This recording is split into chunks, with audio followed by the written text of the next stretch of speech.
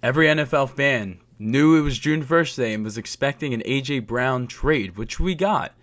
But we got an even bigger trade with Myles Garrett just in the middle of the day being traded to the Los Angeles Rams out of all teams. So the Rams get Myles Garrett, but they end up trading Jared Verse to Cleveland, their 2027 first round pick, a 2028 second round pick, and a 2029 third round pick. An incredible move. I mean, look, I saw a rumor. I think it was I saw some post on Instagram either today or yesterday about Myles Garrett maybe wanting out. And at this point, I'm so desensitized to seeing Myles Garrett wanting out because we've heard that the last 2 or 3 years. I mean, we heard it before he wanted to get his deal. He got his deal. And then we started hearing it again after he got his deal. I was like, okay, this is, the same rumor I hear every single year. I don't care. And all of a sudden, I was just texting a friend, and he just texted me, Rams are getting Myles Garrett. I was like, what is going on? What is going on? So I look into the details. Eventually, obviously, they come out. It's just an incredible trade, like I said. Looking at this from the Rams' perspective, you're getting rid of Verse, which does hurt a younger guy, but you're bringing in a guy that is by far a better player and that is more in the win-now mentality. Not saying that Verse couldn't help you out, but he still had to develop parts of his game. Myles Garrett is ready to go. He's ready to play, so I understand making the move there. And you're getting the best pass rusher in the NFL. It's no ifs, ands, or buts. This is the best. And this guy also just signed the extension. Well, not just, but you know what I mean. He's on the extension not too long ago, so they'll have him wrapped up. And he's only 30 years old, so it's not like this guy's going anywhere. And we've seen multiple pass rushers have been able to do this and kind of keep their career going for multiple years. So I'm not worried about Myles Garrett falling off. But I think this just again shows really just the mentality of the Rams, which is again the F them picks mentality. We're going all in whenever we can when we have the roster, and that's what they've been doing. And again, they do it again. We have to take a couple steps back. We look back at the offseason. You trade for Trent McDuffie, which already felt like an all-in move, which also was a position of need that they needed to address. I mean, you had to address that position. The corners were terrible. You then steal another cornerback from the Chiefs, not through a trade, but free agency, Jalen Watson, who I really like. So you improve there. You then get Ty Simpson in the first round, which I didn't love, to be honest. I'm not a Ty Simpson guy, but I'm a little bit warmer now to the trade just because it looks like they're having pieces, in play. And also with trading the 2027 first round pick, you're not going to be able to get a quarterback next year anyway. So I guess this is their long-term plan. They then give Stafford I think it was a 1-year extension this year. Correct me if I'm wrong.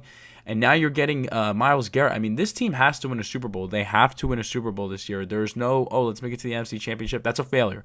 You make it to the NFC Championship this year, it's a failure. This team is built for just all in and having to win right now, and that's what they're going to do. I'm not very happy about this just because as an Eagles fan, I'm like, wow, the NFC is just getting even more difficult. But at the same time, just from an NFL fan standpoint, I mean, man, this has potential. This has potential to be one of the best teams of all time if they click. Again, if they click. Sean McVay coaching, you look at the offense, Devontae Adams, Puka, Kyron Williams, Matt Stafford, and then again the defense. I mean, there's so many guys on that defensive line. Now you add Myles Garrett, again McDuffie, Watson. You're only bolstering the secondary. There's just so much talent here. I mean, the Rams really do need to win the Super Bowl. We'll see what happens, but man, this is a story that we are going to be following for the rest of the year because this is going to be much-watched TV every single year, and I don't see how the Rams aren't the team that isn't, I guess, the most sought out now. I know Seattle won the Super Bowl, but it just feels like the way that the Rams are positioning themselves, they're the team that I feel like everyone's kind of going to be gunning for. And really, if your team plays them that week, they're going to be like, okay, this is kind of a test of can we really compete with the big dogs. When we look at this for Cleveland, it makes sense. I mean, the guy, I guess, didn't want to be there. We don't know all the details, but you get a great player back, Jared Verse, 25 years old, fantastic player. Hopefully he'll be able, I don't know his contract situation off the top of my head, but hopefully he'll want to sign there long term. But I think Jared Verse is a great haul back. He can address the position of need once, obviously, Garrett is gone. And then, again, you get a 2027 first-round pick, which could be massive now just because, again, Well, there's a lot of quarterbacks next year, and this is a new coaching staff. They're definitely not attached to Deshaun Watson. They're not really attached to Shedeur Sanders either. So something to watch out there. And then again, you just have more picks to build on. A 2028 second round pick, that could be a really, really good pick depending on what happens with the Rams in the next couple of years. And then again, you have a 2029 third. So you have some flexibility. Cleveland has done a good job of getting Halls back. I'm thinking back to the Travis Hunter trade last year, but my only gripe with Cleveland would be, why didn't you guys just trade him earlier? Before signing the contract. Like, I just feel like we've been hearing about this for so long, and you probably could have gotten even more. Not saying the haul that you got back was bad by any means, but it just feels like, to me, you maybe could have traded Myles Garrett even earlier. I don't know. That's the way I'm looking at it, but overall, it's a solid trade. It is a solid trade for both. I can't believe the Rams actually made the trade. And then, of course, the trade we've been waiting for, June 1st finally happens. A.J. Brown is traded to the New England Patriots. The Eagles get back a 2027 fifth-round pick and a 2028 first-round pick. Look, we'll start with the Patriots here because I'm an Eagles fan, so I have a little bit more to say about A.J. Brown. But you guys finally get your guy, a guy that grew up a Patriots fan, a guy that wants to play for the organization, a guy that wants to play for Mike Vrabel, though, again, not really the time to be bringing up Mike Vrabel right now, but again, we'll have to see how that goes, but they obviously have a good relationship, no pun intended.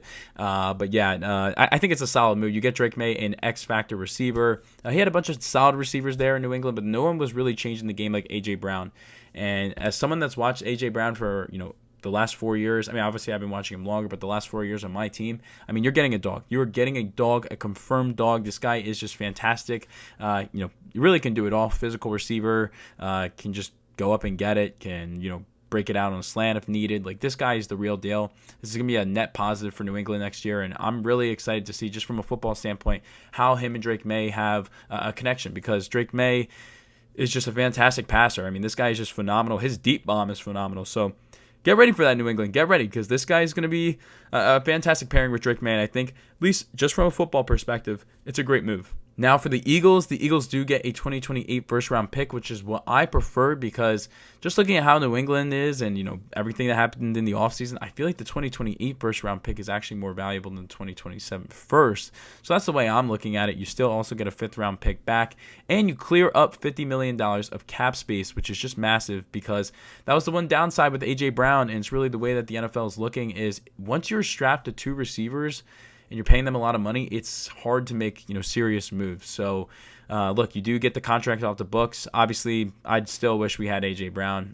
It is what it is. I think he makes the Eagles a better team, but it's very clear he does not want to be here, so you just kind of got to respect that.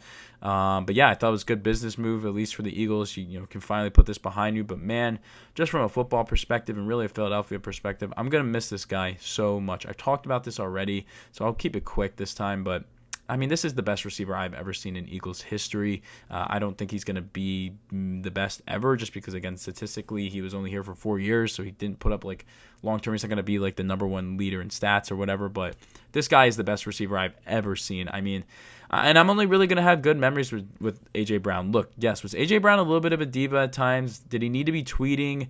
No, he did not need to be tweeting.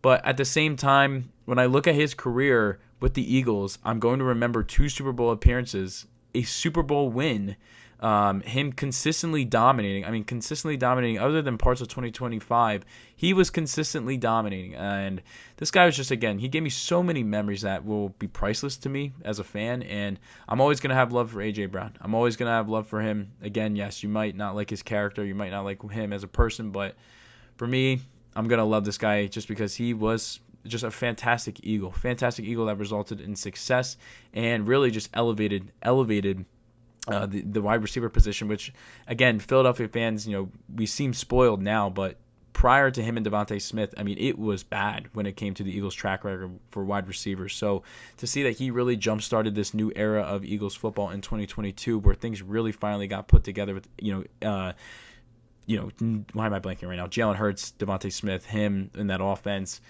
And yeah, I'm just going to miss A.J. Brown. I'm going to miss him. It's going to hurt.